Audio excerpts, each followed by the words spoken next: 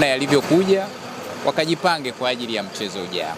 Ni ndugu zenu hawa, pengine mnatamani kuwasaidia kwa namna moja ama nyingine, ama kuwalipia kisasi pale ambapo mtakutana na wananchi? Sijajua, wale ni mashujaa na sisi ni JKT, na JKT ni habari nyingine.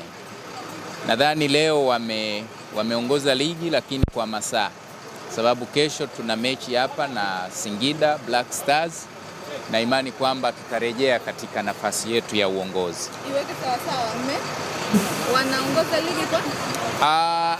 Yanga leo wamefikisha alama 19, na sisi tuna alama 17, kwa maana kwamba kesho tuna mechi dhidi ya Singida Black Star.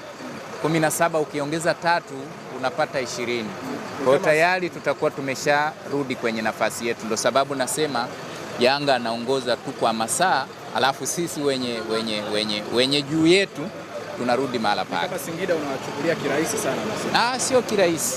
Singida wanajulikana, ni moja ya timu nzuri, moja ya timu ambayo imesajili wachezaji si wa ndani tu mpaka wa nje. Ni timu ambayo imeshiriki mashindano ya kafu na kwa mafanikio tu. Kwa hiyo tunaifahamu. Lakini JKT Tanzania nadhani unaijua kwamba ni timu ya aina gani, inatafuta nini, inahitaji nini. Ndio sababu nasema sisi ni kuongoza ligi. Ni kama wamewashikia msimamo. Kwamba ndo sababu ya kusema wanaongoza kwa masaa. Yaani tukishaingia uwanjani sisi kucheza, tunakwenda pale kwenye nafasi yetu ya kuongoza ligi.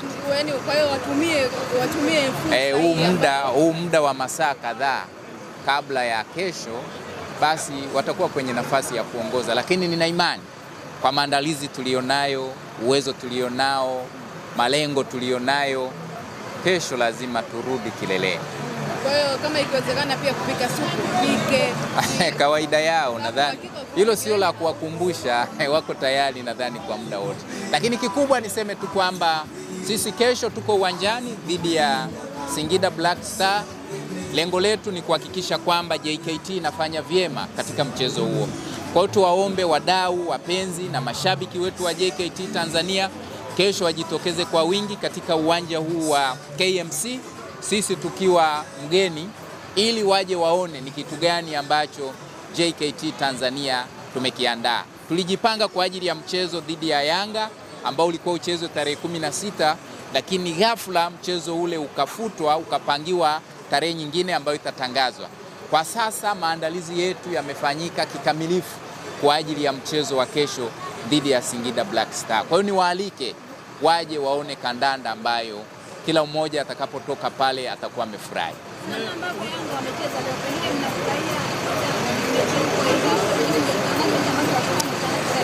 Sijajua kwa nini imeahirishwa, kwa sababu sisi tulitamani kwamba tukutane na Yanga ili Watanzania wajue ubora wetu uko wapi, na hilo ndilo lilikuwa lengo letu na kiu yetu kubwa.